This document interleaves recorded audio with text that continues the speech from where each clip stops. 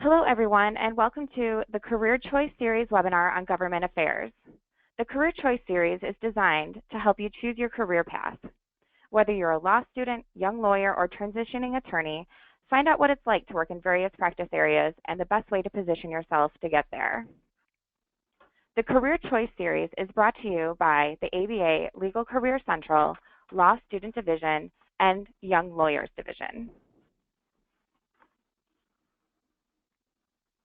I am Emily Aroshek, Associate Director of the newly enhanced ABA Legal Career Central, a career center that offers a robust source of career development resources and connects legal professionals across all disciplines and career stages with employers offering career opportunities.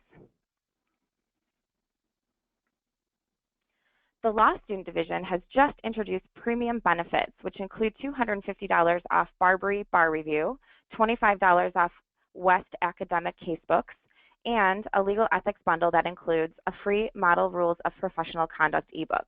Upgrade to premium for $25. Sign up today at abaforlawstudents.com/go-premium. Today's moderator is Liz Stone, Managing Director of the Dubin Group, a legal search firm based in the Bay Area. She is a former litigator and currently performs stand-up comedy at clubs throughout the country. She is a board member of the ABA Legal Career Central. Liz, I'll turn it over to you. Thank you so much, Emily. I'm very excited for today's presentation. We are talking about government relations practice, government affairs, and we have Tom Bolt as our speaker today. And Tom Bolt is the founder and managing attorney of BoltNagi PC in St. Thomas, Virgin Islands. He chairs the government relations practice group of the firm. He's also executive director and legal counsel to the Virgin Islands Law Revision Commission, and in that role, he was instrumental in the coordination of commission affairs. Tom also served as editor of the revised Virgin Islands Criminal Code. He is immediate past chair of the ABA Law Practice Division and a member of the Legislative Council of the National Conference of Commissioners on Uniform State Laws. Tom is also former president of the Virgin Islands Bar Association. Welcome, Tom, and thank you so much for speaking today. Liz, it's great to be with you here. It's great being here with you. Great. Well, thank you. We would love to start with an overview of your practice and hear about what a government affairs practice is. Government affairs is where you can make a difference in our world. That's the way I see it from a broad perspective. You represent clients on a broad range of subjects before legislative bodies, executive and regulatory agencies, advocacy groups, and various citizens groups to convey your clients' government affairs, government relations goals. You educate, you perform research, you monitor legislation, what's being introduced into the legislature or to the city or county council or to Congress, managing both internal and external communications for clients while interfacing with the media. You develop strategies and help your client to develop their strategies with government affairs. You draft legislative proposals, regulations, and legislation. You oftentimes will prepare and present testimony before various legislative committees, agency hearings, and investigations. You also would prepare reports and presentations for your clients, giving them alternatives as to how to address their government relations and government affairs goals. You often will draft talking points for your clients, for them to make these presentations. You represent your clients at various industry forums and events. You help develop a network, and you assist your clients in developing a network to help them achieve those government affairs goals. And you work on a nonpartisan basis on behalf of clients and client coalitions to maximize the likelihood that the client will achieve their goals. I sometimes, Liz, generalize government affairs by saying you go to an attorney tells you what the law is. You go to a government affairs attorney, and he asks you, or she, what would you like the law to be? And that's what we do in government affairs. We are constantly changing law and developing law and changing the focus of legislators to address the needs of the community. Great.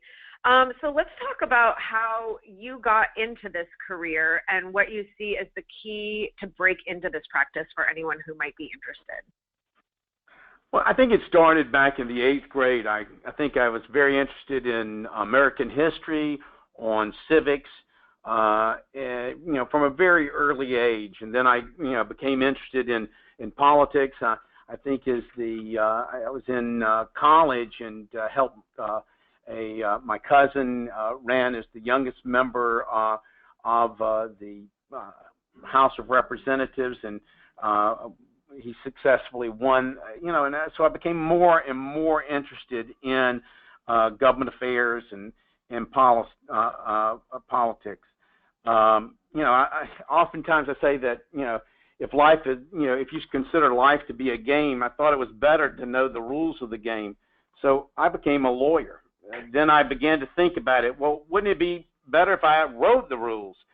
So I became a government affairs lawyer. And I'm originally from South Carolina, where politics is a national sport. I started off working for the General Assembly, and then I went on to work for Governor Dick Riley in his office, serving as a gubernatorial intern. Then was elected as vice chair of the South Carolina Democratic Party. My first job out of law school was as counsel to the legislature. I had Governor Riley contact the governor of the Virgin Islands, thinking that I was going to go down and I'd be an assistant counsel to the governor of the Virgin Islands. It sounded like a nice place to go, the Virgin Islands, and all. And when I got there, they said, "Oh, we need someone to serve as counsel to the legislature." So I took my South Carolina code and then started to work at the legislature, and did that for 10 years. Needless to say, there's a lot of South Carolina law on the books in the Virgin Islands today. But then I decided I wanted to go into private practice, having worked for 10 years with the legislature of the Virgin Islands. And I was immediately contacted by the Bankers Association, the Realtors Association, the Chambers of Commerce, the Hotel and Tourism Association, and other trade associations to represent their interests. And I think that's another thing to talk about in your career, is to be able to choose the clients that you want to represent, and not just to take everyone that comes in the door. I often recall how someone wanted me to pass a bingo bill, and I didn't want to get known as the bingo boy, so I turned that client away because I wanted to have these substantive trade associations and other corporate clients. So today, BoltNagi represents a number of Fortune 1000 companies that have a presence in the Virgin Islands. We represent Walgreens, AT&T, Citibank, Wells Fargo, a number of other large corporations that, as I said, have a presence in the Virgin Islands and would like to connect with the local community. So Walgreens, we work on health issues that can help the people in the Virgin Islands. AT&T is interested in education, and we deal with various STEM grant programs to fund education in the territory.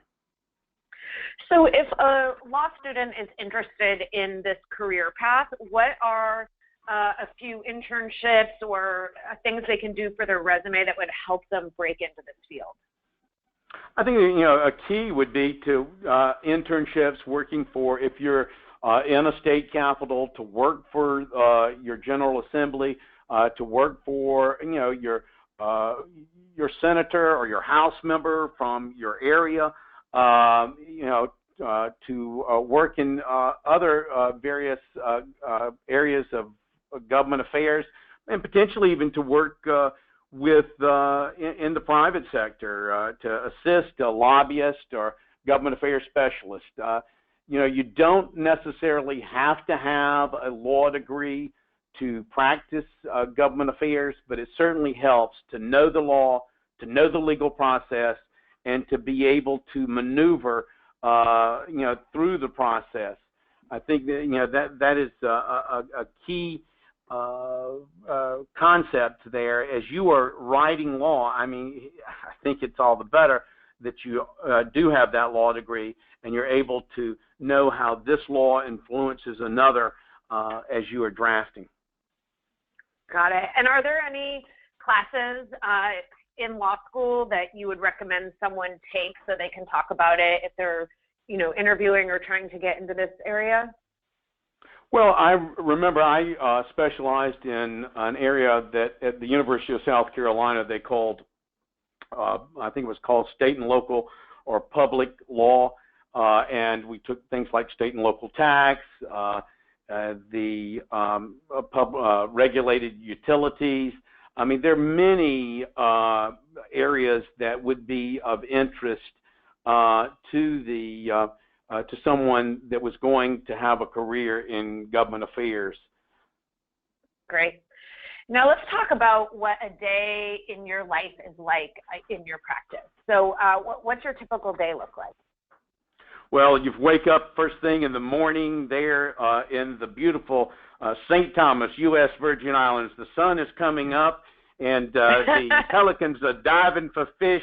But it is you start off in the morning by gathering the news. I'm there on the treadmill at my gym gathering the news. I'm watching. I read the New York Times. I read the local newspapers. And today, you're not just getting just the hard print. You're getting online newspapers. So you're getting any number of things that are coming in that way. You're also looking at things like Facebook. And Twitter, where information is coming in. You're gathering information. And that is one of the greatest and one of the most exciting things about government affairs practice, I believe, is that whatever is on the front page of the paper, that is what we're dealing with that day. I can't wait to get to the office. Once I get there, the day is filled with various meetings with clients. I contact them. We're networking with various constituency groups. Whatever the issue is, you've got to build a network around there. The people that are going to support your client and the issue that you are lobbying for. So I think that is a key issue.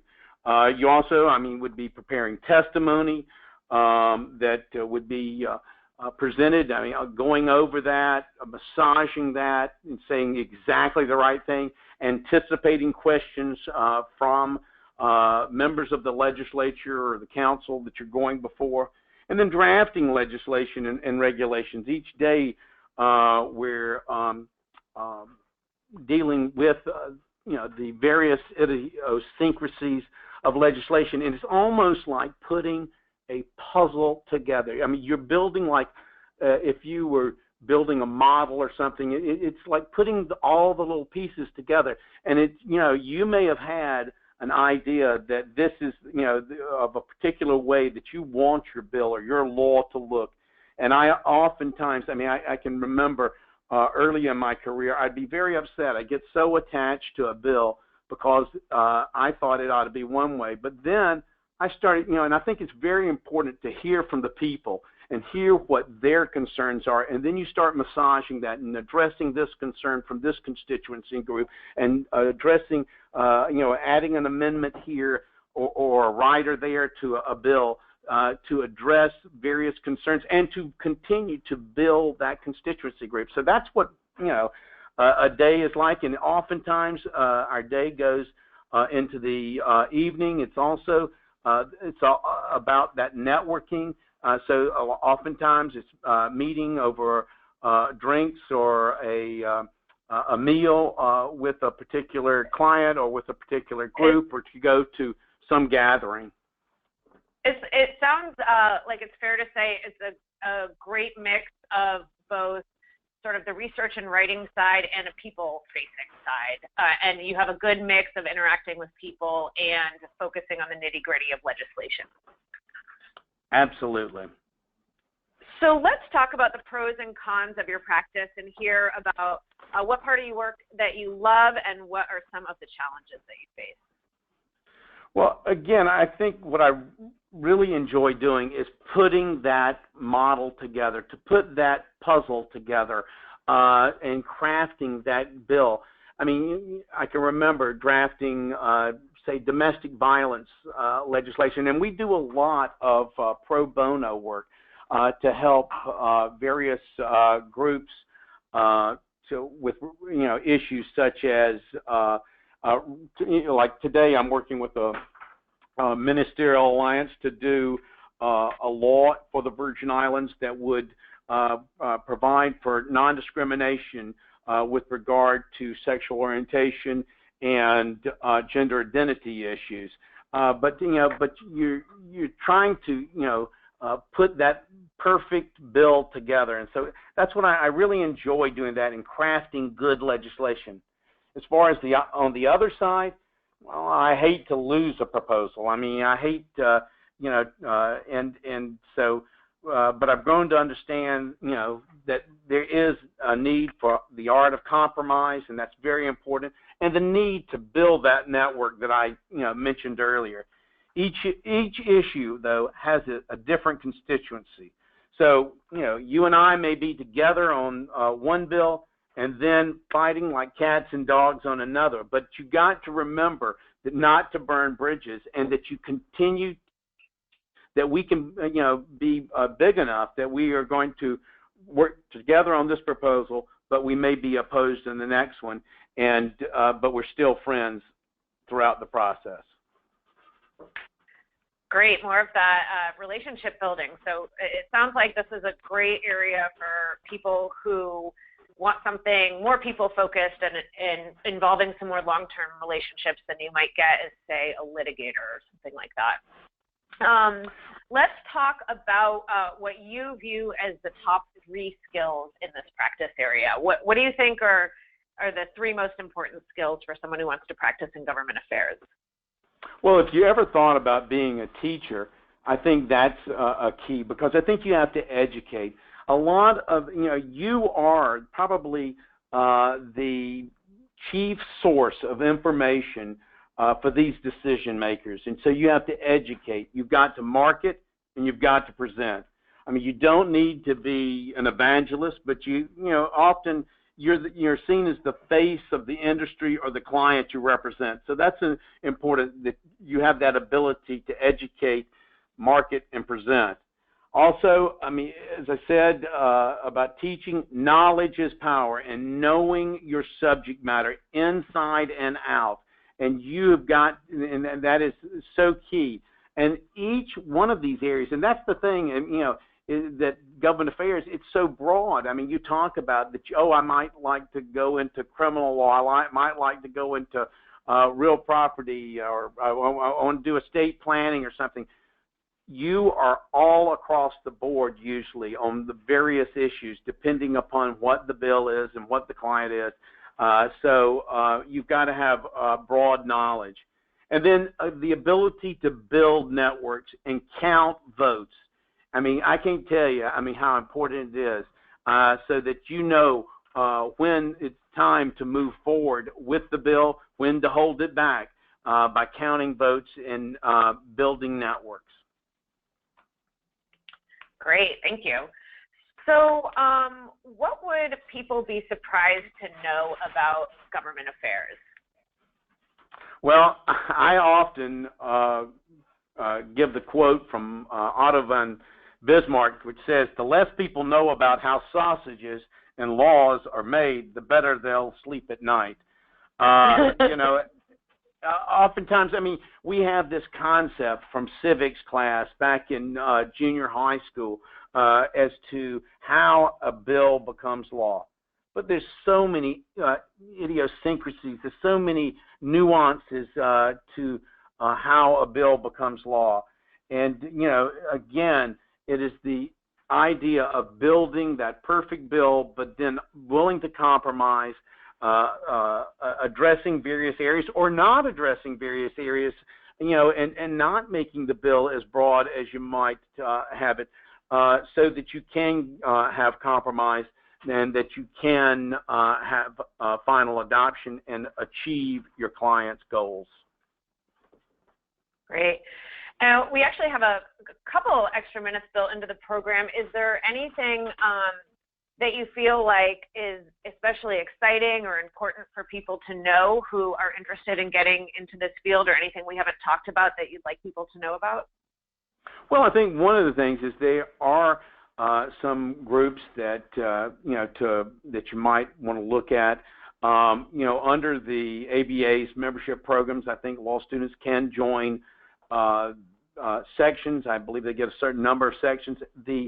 And I can say that the business law section does have a government affairs committee that I would invite them to join. And I think there, that they can gain some more knowledge in this particular area. I cannot emphasize, though, on a broad brush review, how important the American Bar Association is.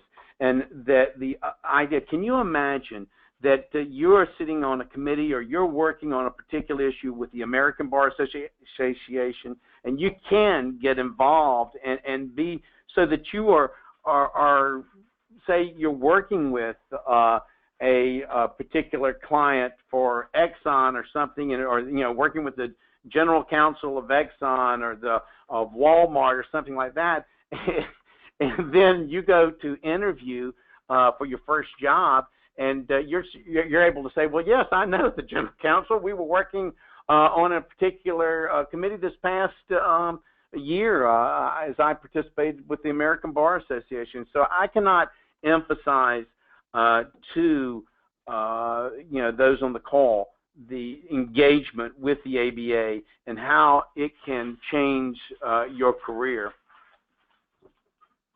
Great. Now, Tom, we seem to be getting some great questions in. So we've gotten a few questions about how to break in student or getting your foot in the door if you don't already have an internship lined up. So if you're able to give a little bit more insight into breaking into this area, it seems like we've gotten a few follow-up questions on that. Well, I think it's so easy because, I mean, the government is they're always looking for interns. And good gracious, I mean, when if you wanted to go work like at the State House or even in Congress, I mean, there are programs and internships.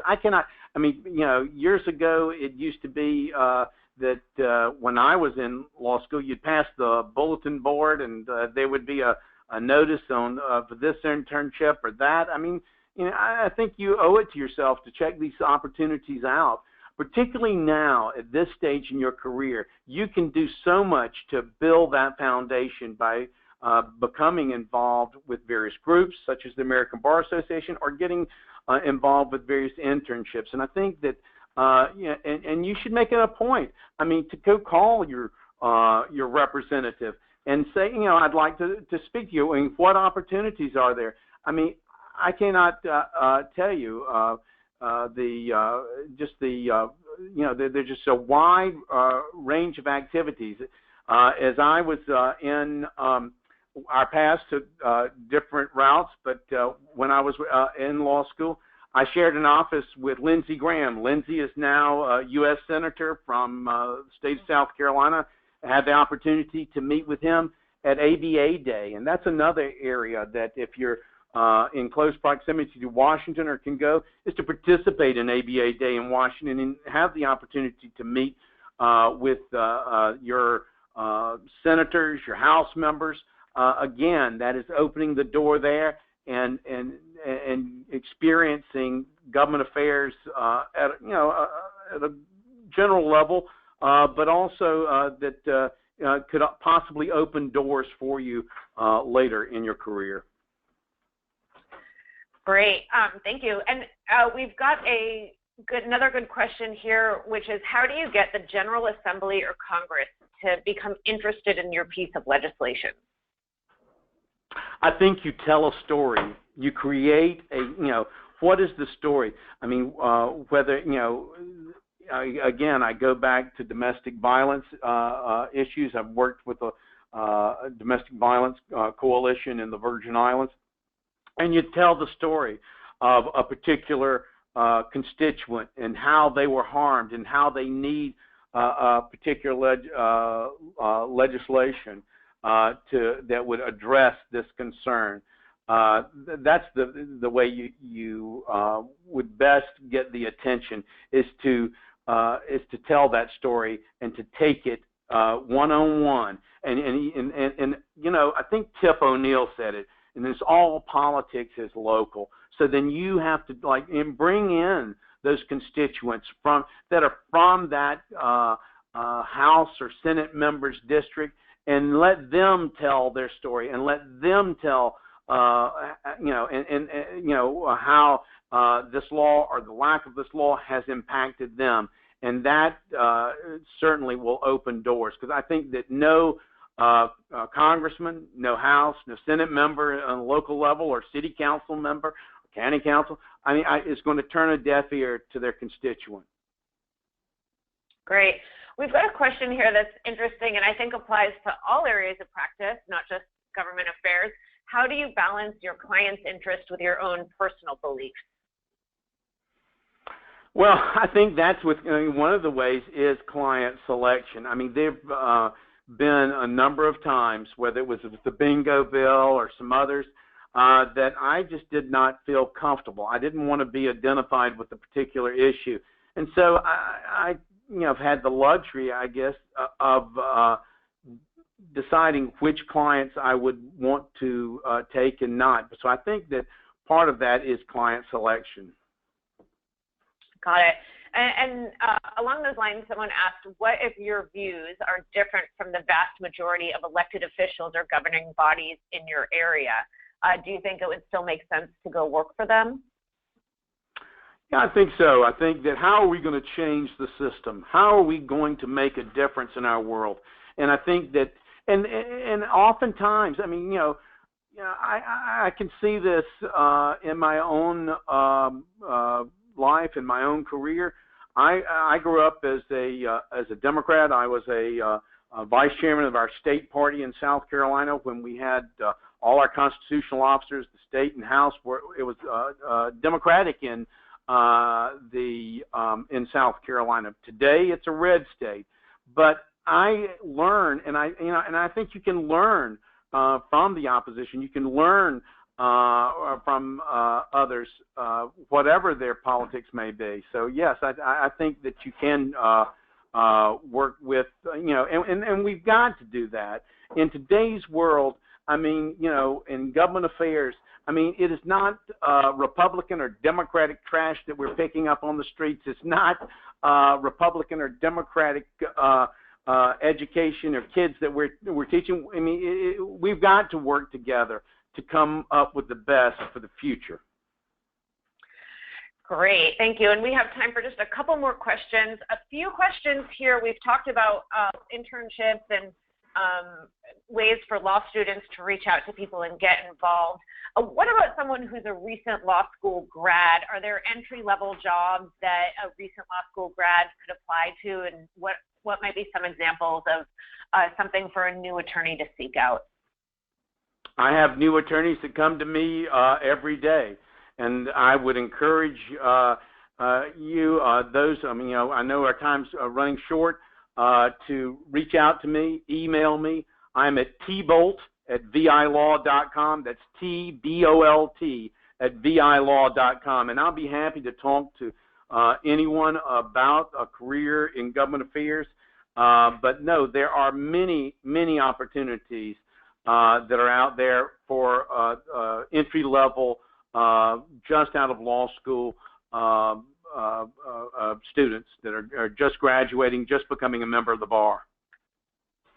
Great. Well, thank you so much, Tom. This was a fantastic explanation, and we really appreciate your insight. So thank you so much, and I'm going to turn this back over to Emily. Thank you. Thank you. Yes, thank you, Liz. Thank you, Tom, for that illuminating discussion on government affairs. And thank you all for attending today's webinar. For attendees, please be sure to check out the ABA Legal Career Central's redesigned mobile-friendly website and job board at www.abalcc.org. And I'm displaying right now the next 3 webinars that we have in this career choice series on family law, commercial litigation, and trust and estate planning. So please be sure to check those out. And thank you very much for joining us today. Have a great day.